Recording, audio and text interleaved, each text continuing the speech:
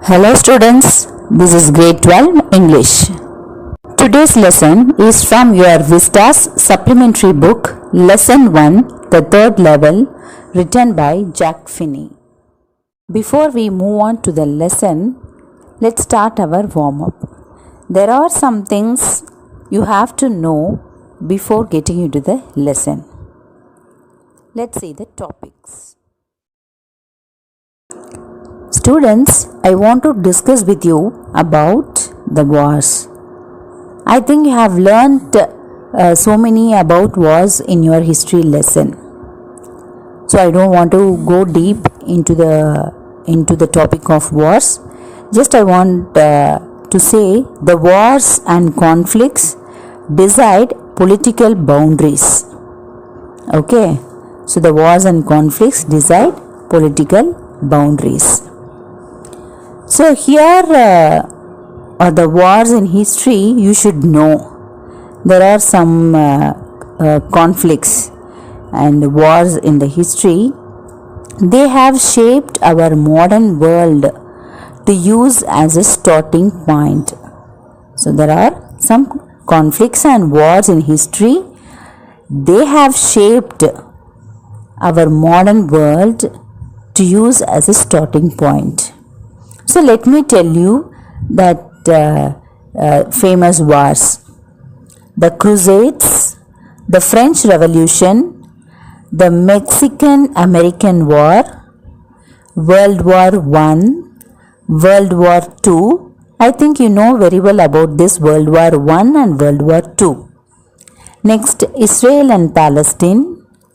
Next, the Cold War, the Korean War, the Vietnam War, the Soviet-Afghan War, the Iraq-Iran War and the Gulf War, the US-Afghan War, the Iraq War.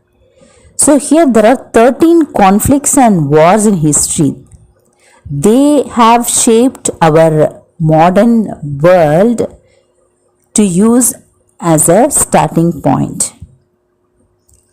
Do you want to tell me again the names of the wars?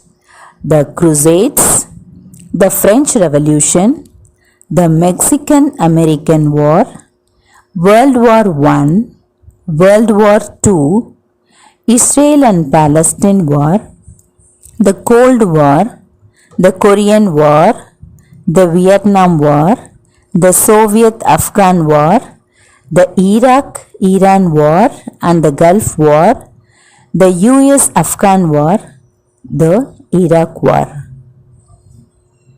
I have told you 13 conflicts, 13 wars.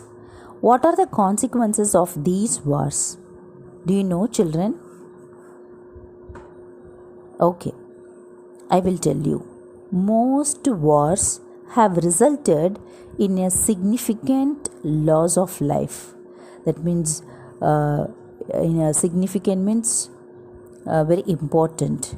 Okay, they have resulted in a significant loss of life, extreme poverty in its many dimensions. Dimensions means in many areas. Okay, most wars have resulted in a significant loss of life, extreme poverty in its many areas, many dimensions.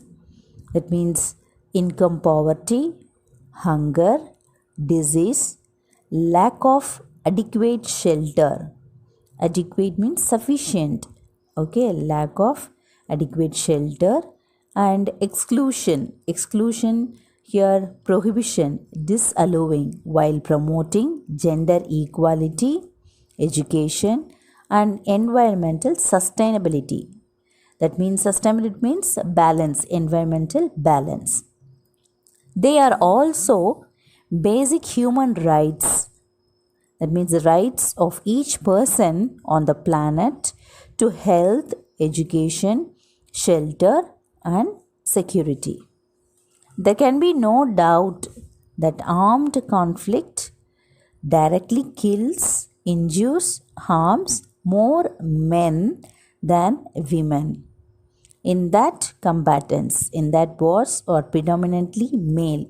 Predominantly means chiefly males were killed. Okay, so the results of these wars have resulted loss of life and then extreme poverty. uh, that means income poverty, hunger, disease, lack of sufficient shelter, and what prohibition while promoting gender equality in education and environmental balance. So what I said for the balance, similar word for balance, sustainability, environmental sustainability. So these are basic human rights, the rights of each person on the planet to health, education, shelter, and security. So no doubt in these wars, males were directly killed, injured, and harmed in comparing to women. Okay. Then war destroys communities and families and often disrupts the development. What is a disrupts? Disrupt means disturbs. Disturbs the development of the social and economic fabric of nations. What is that economic fabric? That means we can say it is industrial base or industrial network. Okay, so war destroys communities and families and often it disturbs the development of social and economic fabrics of nation. That means industrial sector, it affected industrial sector.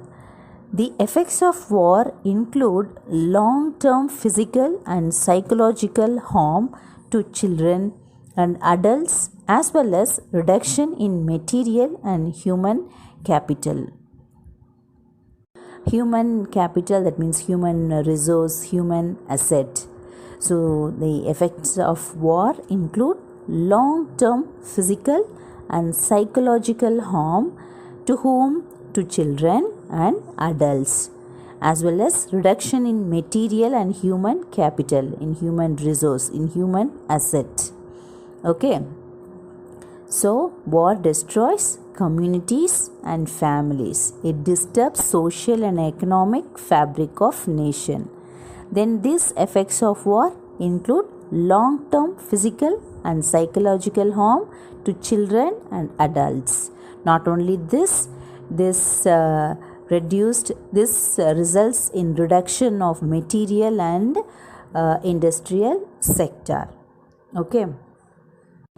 The most common negative impacts of war include loss of human lives, economic losses. How these economic losses happen? Due to destruction of capital, that means fund, as well as disruption of trade. Disruption, what is the disruption? Destruction, confusion. Okay, destruction of trade, human suffering, the spread of diseases, displacement of people, and destruction of the environment. So the most common negative impacts of war. What is that impact? Consequences. Results of war include loss of human lives, economic losses because of destruction of fund, as well as the destruction of trade, human suffering, the spread of diseases, displacement of people, and destruction of the environment, among others. Okay, so what did we see here? War destroys communities and families, and it disturbs social and economic fabric of nation. Then it includes long-term physical and psychological harm to whom? To children and adult, and it results in the reduction in material and human fund, human resource, human asset. Then the most common negative impacts of war. So what are the most common negative impacts of war? loss of human lives, economic losses. So how these economic losses happen? Due to destruction of capital, that means fund, as well as the destruction of trade, then human suffering, then the spread of diseases and displacement of people and destruction of the environment, among others. The effects of war are widely spread and it can be long term or short term. So, the effects of war are widely spread and can be long term or short term. Soldiers experience war differently than civilians. So, who are the civilians? People not in the armed service, persons not in the police force or in the armed service. Those are civilians. Okay, so soldiers experience war differently than civilians, although either suffer in times of war and women and children suffer unspeakable atrocities in particular. So what is that atrocity? It is a cruelty, okay, cruelness. So women and children suffer unspeakable atrocities in particular. In the past decade, what is a decade? Decade means 10 years. Past 10 years, up to 2 million of those killed in armed conflicts were children. So what? In the past 10 years, up to 2 million of those killed in armed conflicts were children. The widespread trauma caused by these atrocities. What is a trauma? Damage. Okay, the widespread damage, trauma caused by these atrocities, by these cruelness and suffering of the civilian population is another legacy of these conflicts. What is a legacy? Legacy means effect, consequence. Okay, so the widespread damage caused by these atrocities and suffering of the civilian population is another consequent effect of these conflicts. So what I said, the effects of war are widely spread and it can be long term or short term. Soldiers experience war differently than civilians. So civilians suffered differently. So although either suffer in times of war and women and children, they suffered unspeakable atrocities, heartlessness. Okay, in particular they suffered, women and children, they suffered severely. And in the past 10 years, 2 million of those killed, especially children, were killed in armed conflicts. Then this damage caused by these atrocities, by these cruelness and suffering of the civil population is another result, another consequence of these conflicts. And one more thing I want to tell you, the importance of Cold War.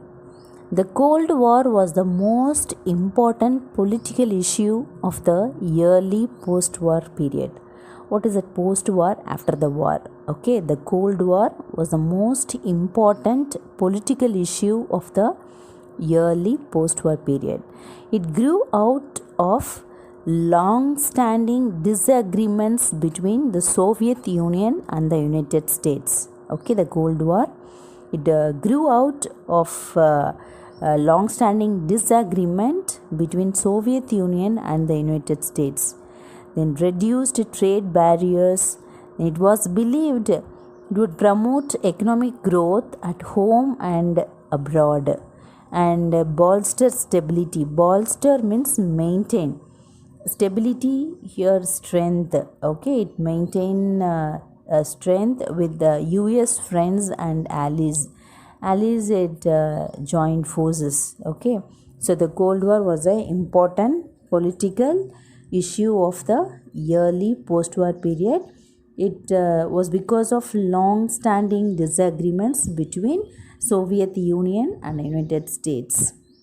Then it reduced the trade barriers and it was believed would promote economic growth at home and abroad, and bolster stability with, that means maintain the strength with the US friends and allies. War can wipe out a generation of men and cause a slight dip in the birth rates. I said already no that armed conflict directly killed, injured, and harmed more men. So that's why here it is said war can wipe out a generation of men and cause a slight dip in birth rates. Over 60 million people died in World War II. How many? Over 60 million people died in World War II.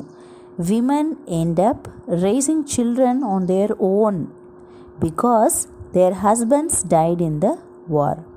The anxiety, what is meant by anxiety? Worry, guilt, grief, and other emotions disrupts families and changes social patterns. Disturb means what I said already. I have told you, disturb means disturbs.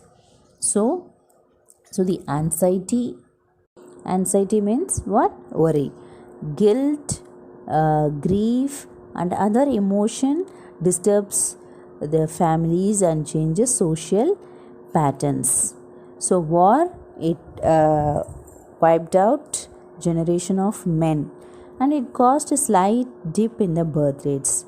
So in World War II, how many people died? Over 60 million people died.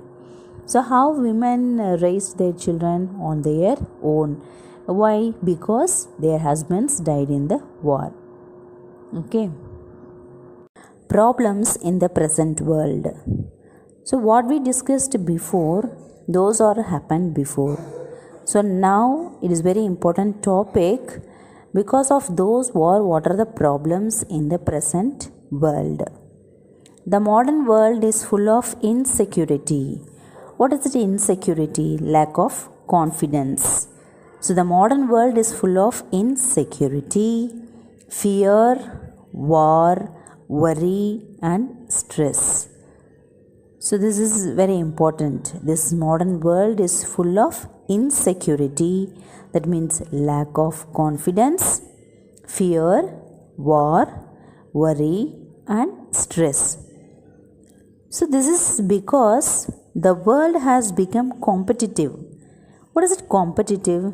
Here the world has become very aggressive, merciless, and people want to pull each other down. We fear failure, isn't it? To overcome such insecurities, we must first accept that both good and bad come hand in hand. We should accept both good and bad. To overcome such insecurities, we must accept both good and bad. Hence, we need to create a balance between personal, then professional, creative, and economic spheres of life. To overcome such insecurities, we need to create a balance between personal, professional, creative, and economic spheres of life. Then it is important for us to spend quality time with the family and friends.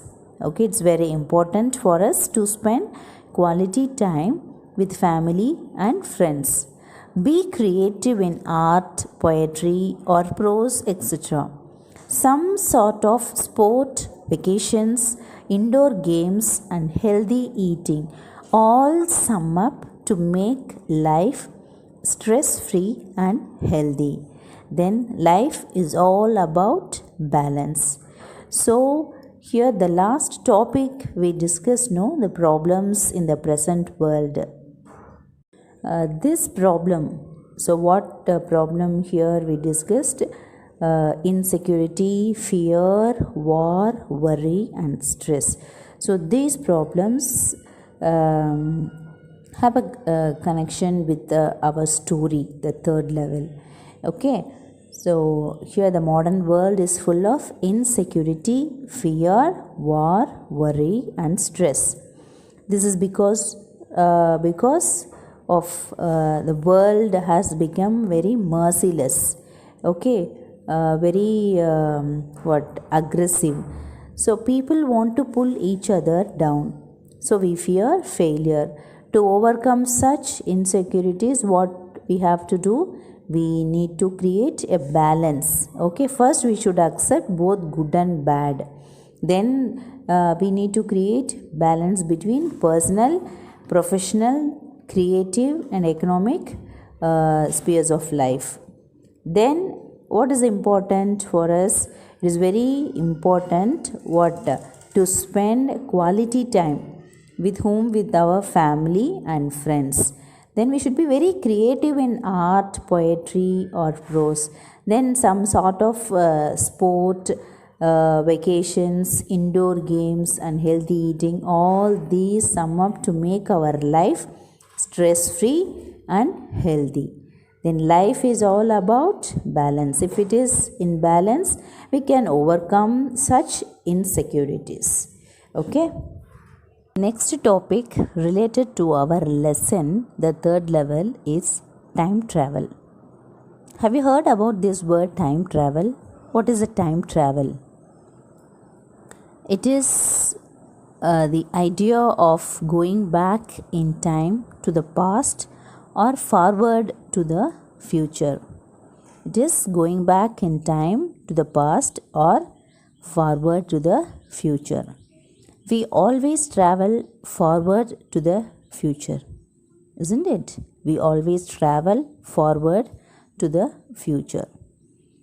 Time travel to the past is not known to be possible, but it is much used in fiction. Fiction, what is it? Fiction? It's an imaginary.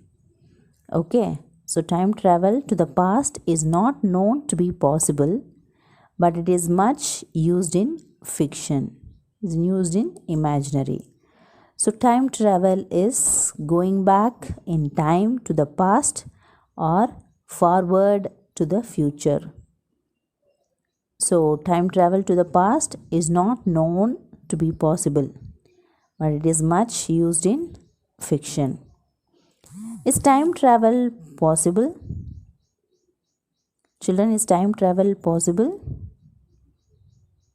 Although humans can't hop into a time machine and go back in time, we do know that clocks on airplanes and satellites travel at a different speed than those on Earth. So, possibilities of time travel in the future. So, we are going to see the possibilities of time travel in the future. In fact, you are going it right now. You are doing it right now. So, what we are discussing now, possibilities of time travel in the future. So, you are doing it right now. Yes or no? Every single second of every single day, you are advancing into your own future. Every single second of every single day, you are advancing into your own future. You are literally moving through time, the same way you would move through space.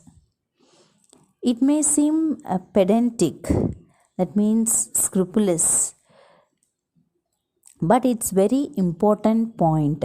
It may seem pedantic, that means comprehend, but it's very important point. Movement through time is still movement, and you are reaching your own future, whether you like it or not. So you are literally moving through time. The same way you are advancing into your own future. You would move through space. But it's very important point.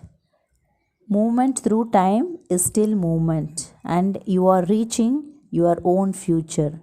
Whether you like or not, you are reaching your own future. Next topic related to our lesson, the third level, is time travel. Have you heard about this word time travel? What is a time travel? It is the idea of going back in time to the past or forward to the future. It is going back in time to the past or forward to the future. We always travel forward to the future, isn't it? We always travel forward to the future. Time travel to the past is not known to be possible, but it is much used in fiction. Fiction, what is it? Fiction? It's an imaginary. Okay, so time travel to the past is not known to be possible, but it is much used in fiction. It's used in imaginary. So time travel is going back in time to the past or forward to the future. So time travel to the past is not known to be possible, but it is much used in fiction. Is time travel possible? Children, is time travel possible? Although humans can't hop into a time machine and go back in time, we do know that clocks on airplanes and satellites travel at a different speed than those on Earth. So, possibilities of time travel in the future. So, we are going to see the possibilities of time travel in the future. In fact, you are going it right now. You are doing it right now. So, what we are discussing now, possibilities of time travel in the future. So, you are doing it right now. Yes or no? Every single second of every single day, you are advancing into your own future. Every single second of every single day, you are advancing into your own future. You are literally moving through time, the same way you would move through space. It may seem pedantic, that means scrupulous, but it's very important point. It may seem pedantic, that means comprehend, but it's very important point. Movement through time is still movement, and you are reaching your own future, whether you like it or not. So you are literally moving through time. The same way you are advancing into your own future. You would move through space. But it's very important point. Movement through time is still movement, and you are reaching your own future. Whether you like or not, you are reaching your own future. Next topic related to our lesson is a train station, or we can say railway station or railroad station or depot is a railway facility or area where trains regularly stop to load or unload passengers, freight or both. Freight, F-R-E-I-G-H-T. What is it? Freight. Freight means goods. Okay. Then what is the depot? D-E-P-O-T. What is a depot? Place for storing motor vehicles. So a train station, or we can say railway station, otherwise we can say railroad station or depot, is a railway facility. What is that? Railway facility or area where trains regularly stop for what? To load or unload passengers, freight, or both? Passengers, goods, or both? So, railway station is where trains regularly stop to load or unload passengers, goods, or both. It generally consists of at least one trackside platform, and a station building, that is depot. Providing such ancillary services. Ancillary means additional services, such as ticket sales, waiting rooms, and baggage or freight service. So with this station building, some additional services are there: ticket sales, waiting rooms, and baggage or good service. If a station is on a single track line, then it often has a passing loop. Passing loop means curve. Okay, to facilitate traffic movements, to help traffic movements, it has a passing loop curve. That if a station is on a single track line, then it has a passing loop curve to help traffic movements. Okay, so train station, otherwise what we can say, railway station, in other words, railroad station. Then we can say depot. So what is that? It's a railway facility or area where trains regularly stop for what? To load or unload passengers, goods. Okay, so this the station building provides some additional services, that are ticket sales, waiting rooms, and baggage or goods service. Germany, one of the busiest train stations in Europe. Germany is one of the busiest train stations in Europe. Places at which passengers only occasionally board or leave a train, sometimes consisting of a short platform and a waiting shed, but sometimes indicated by no more than a sign. They are variously referred to as stops or flag stops or halts or provisional stopping places. So there are sometimes there consist of a short platform and a waiting shed. Sometimes they are indicated by no more than a sign. They are referred to as stops, flag stops, halts, or provisional stopping places. Stations may be at ground level, underground, or elevated. That means go through the roof.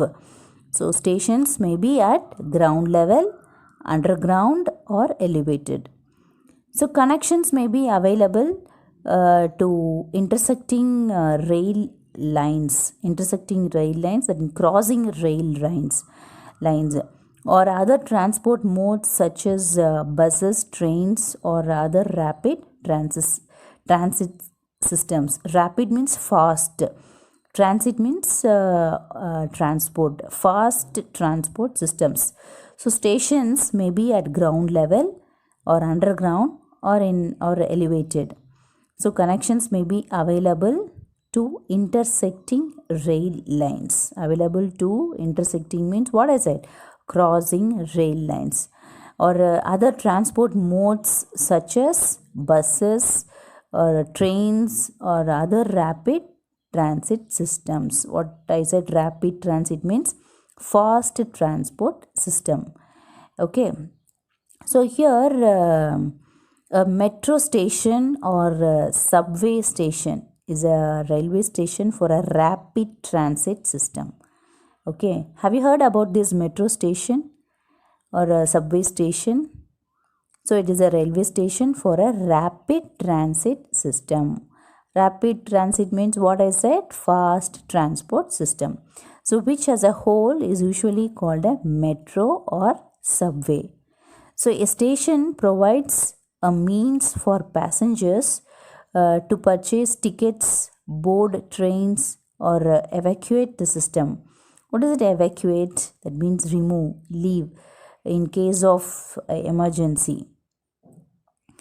So in the United Kingdom, they are known as underground stations, most commonly used in reference to the London Underground, that is underground stations. So metro station or subway station is a railway station for rapid transit system. So it's usually called a metro or subway. Okay. So next, we can say a terminus or terminal. So next we are going to see the word terminus or terminal is a station at the end of a railway line. So terminus, or otherwise we can say terminal, that means is a station at the end of a railway line. Trains arriving there have to end their journeys. It means to terminate. Trains arriving there have to end their journey, no? So a reserve out of the station, that is terminus or terminal. Okay, so that's it. Next topic related to our lesson is hobby. What is hobby? A hobby is considered to be a regular activity that is done for enjoyment, typically during one's leisure time, during our free time. Okay, it's an activity done for our enjoyment during our leisure time, free time. Hobbies include collecting themed items and objects, engaging in creative and artistic pursuits. Artistic means very creative. Pursuits means hobbies, very creative hobbies. Okay. Then playing sports or pursuing other amusements, other entertainments. So here participation in hobbies encourages. So what happened when we engage in a hobby?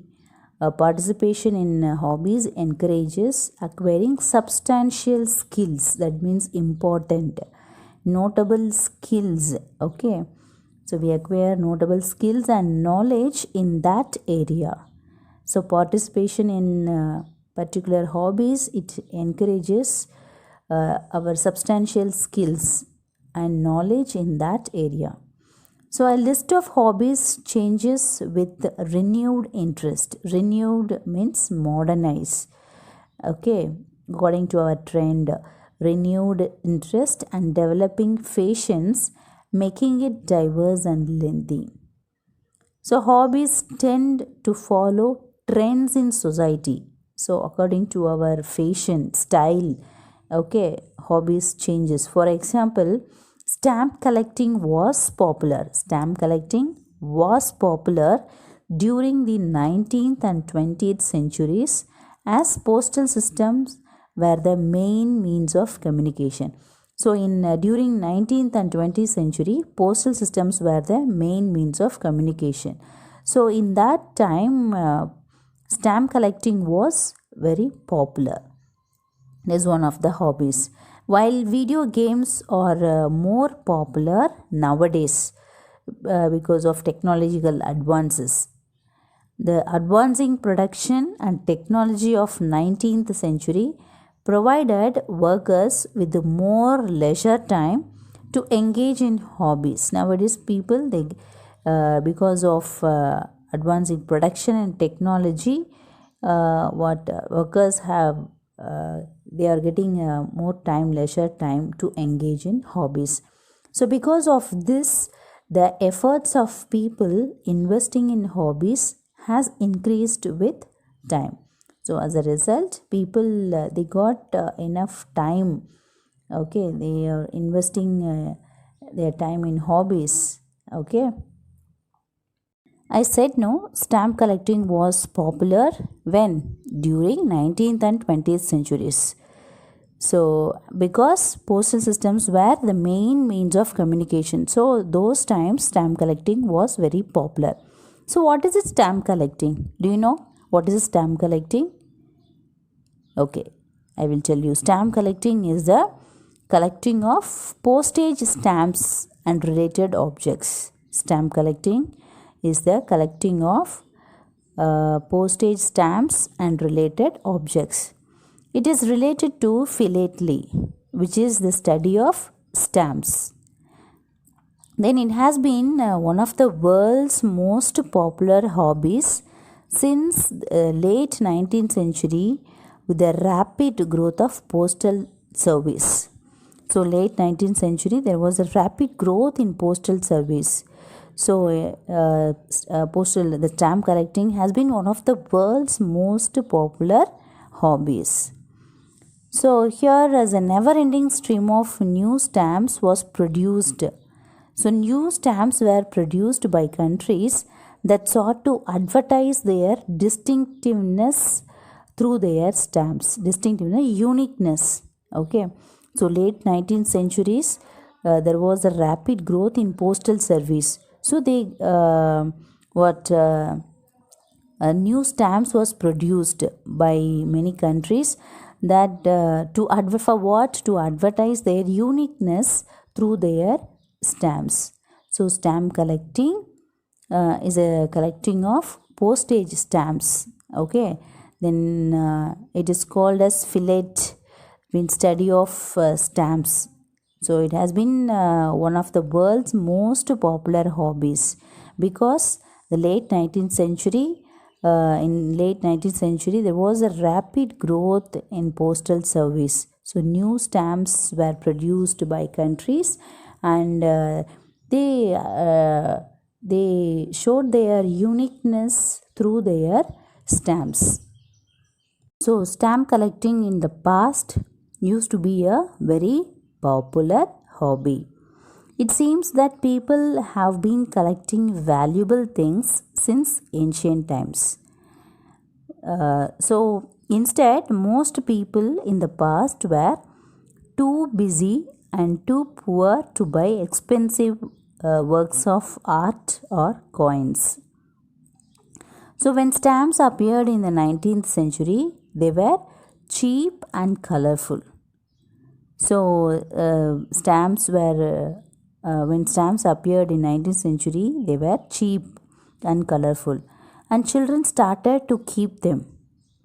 By the middle of 20th century, collecting stamps was a popular pastime for both children and adults, with some stamps worth a large amount of money for more than most children could afford. That means they could buy.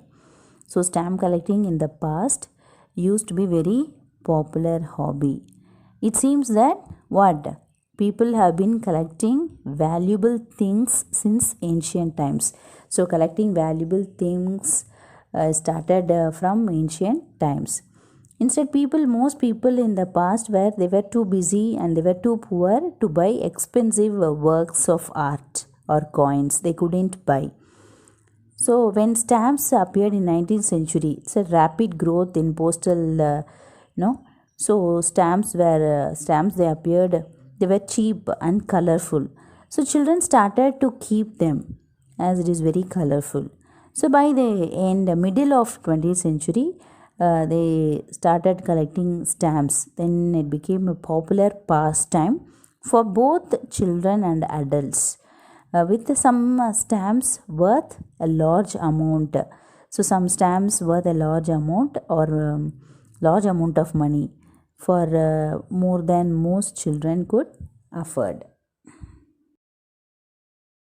Children, we have discussed so many topics related to our lesson, isn't it? About war, then their results, the impact of war, then Cold War, then problems in the present world, then time travel, about a train station, what is terminus, then hobby. So these we discussed, I said these topics they have a connection with our lesson, the third level. Let's see in what way they are connected with. Okay. The third level is written by Jack Finney. He blends fiction with reality. In this story, he blends fiction with reality. Okay, he combines fiction with reality. It is also about a man's wish to escape from the harsh realities of present life. We discussed some problems in our present world, that is here harsh realities of present life. So what is it? Harsh realities: insecurity, fear, war, worry and stress. So here uh, in this lesson,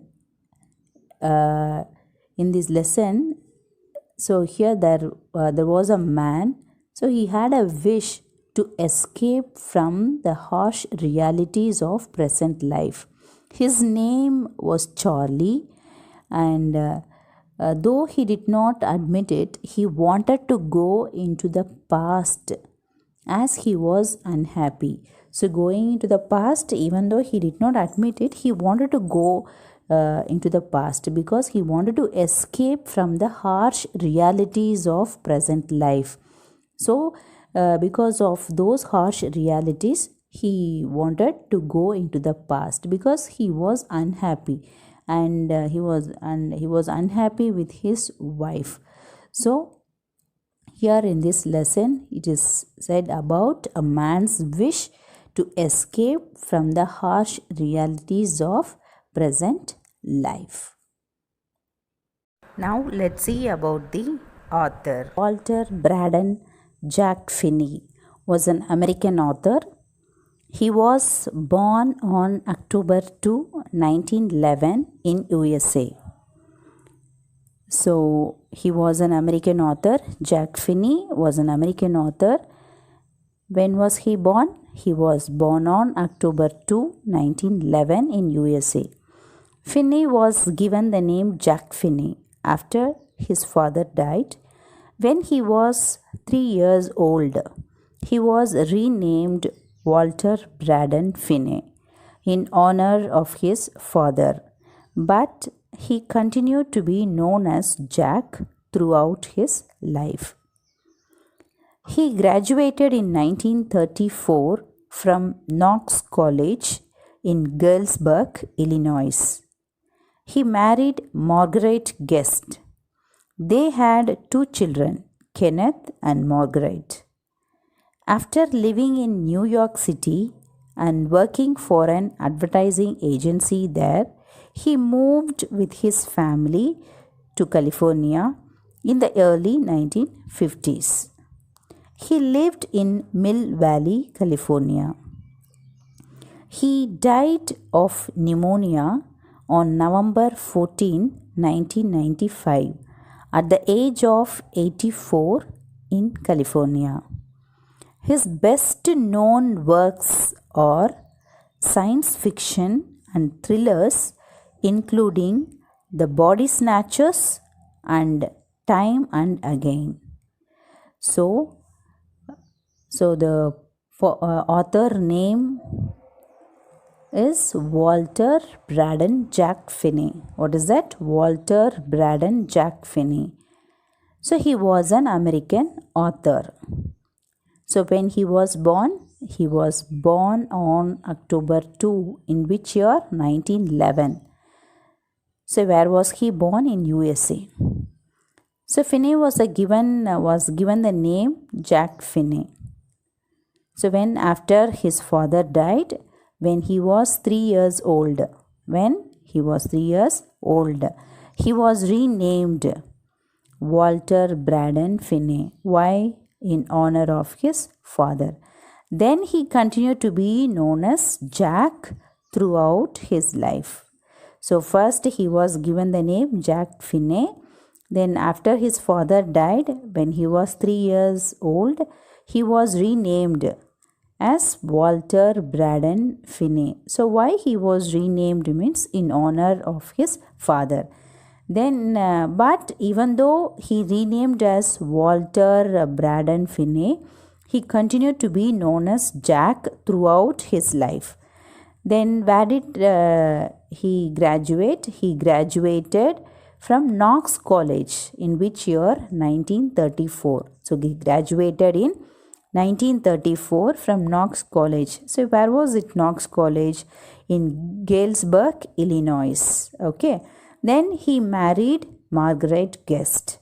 So they had two children. How many children they had? Two. Kenneth and Margaret. So what were the names of the children? Kenneth and Margaret.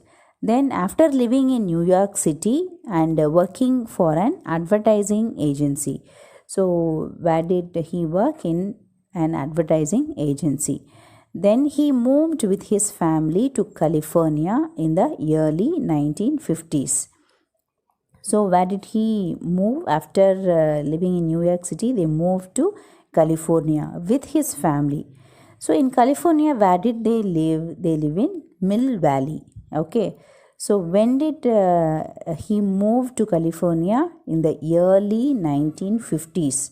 Now in the early 1950s, he moved with his family where? To California. Then he lived in Mill Valley. So then he died of pneumonia when on November 14, 1995. At what age? At the age of 84 in California. So his best known works. So what are his best known works? Or science fiction and thrillers. So science fiction and thrillers, they are best known works of Jack Finney. So the Body Snatchers and Time and Again. The Body Snatchers and Time and Again were his best known works.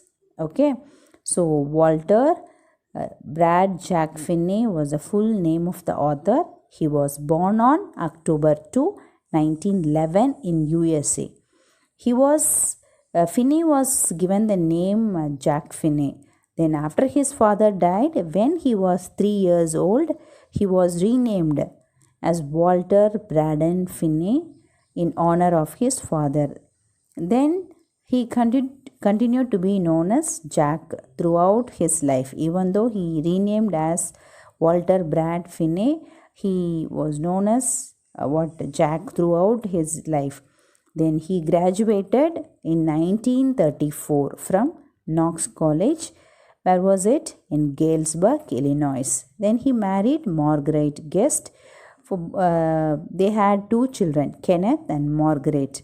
Then after living in New York City and working for an advertising agency, he worked in an advertising agency. Then after that, he moved with his family to California when in the early 1950s. So in California, where did he live? He lived in Mill Valley. So at last he died of pneumonia. So when did he die? November 14, 1995. At what age? Means at age of 84 in California. So what are his best known works? The Body Snatchers and Time and Again. They are the best known works. Okay, they are the science fiction and thrillers. Let's move on to the introduction of the story. Okay. Here the narrator interweaves fantasy with reality. Interweaves, that means connect. The narrator connects. The narrator blends. The narrator mixes. Okay, the narrator interweaves means connects. The narrator connects fantasy. What is it? Fantasy, imagination. The narrator connects imagination with reality in the most futuristic projection of time travel. Futuristic. What is my futuristic? Means advanced. Okay, advanced projection means a prediction, forecast of time travel. Here the narrator connects imagination with the reality in the most futuristic projection. That means advanced prediction of time travel.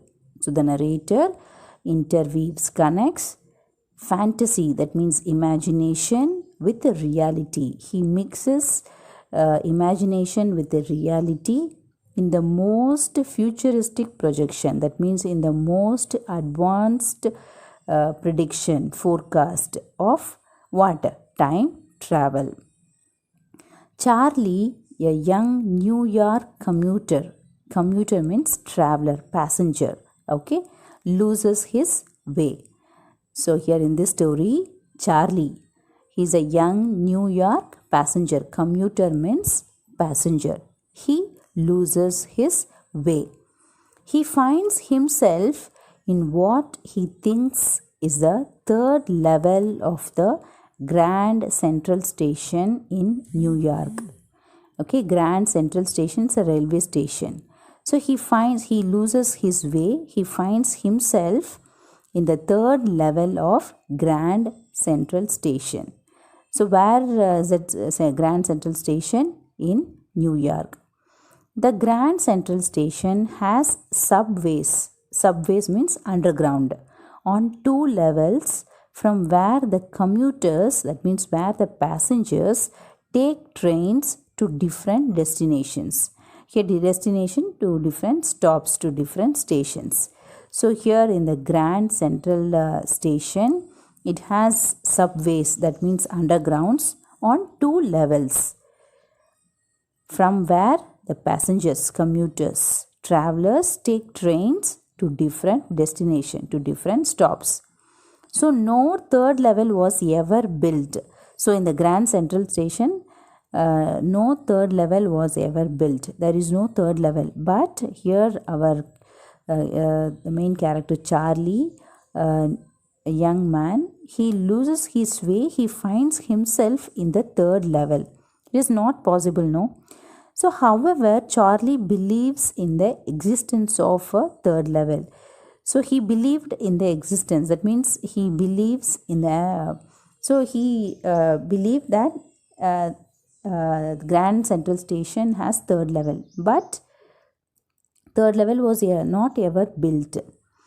So, the third level actually it was operating in a time frame of 1890s. So, in 1890s. They had, but now in the Grand Central Station, no third level.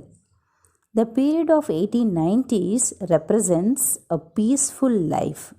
So here 1890s, in 1890s period, the life, it was very peaceful, not possible in the present era. In present period, it is not possible to have peaceful life, but in the period of 1890s, people, they had peaceful life.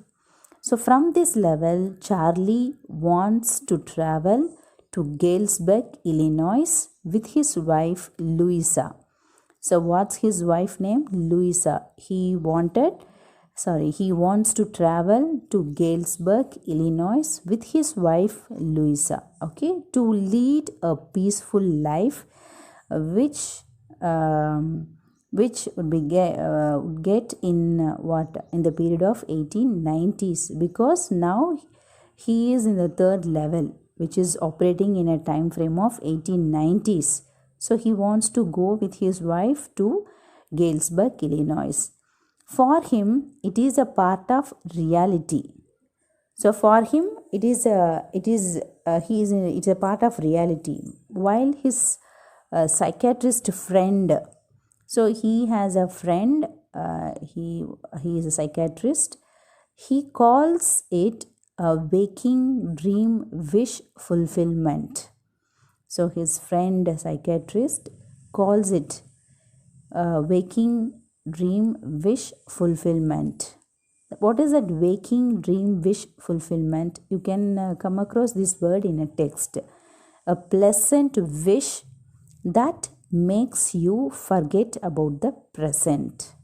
It's a pleasant wish that makes you forget about the present. So, no third level is there in Grand Central Station, but he finds himself in the third level. For him, it is a part of reality. But for his friend, a psychiatrist, he called it as waking dream wish fulfillment. So why does he want to go to Illinois?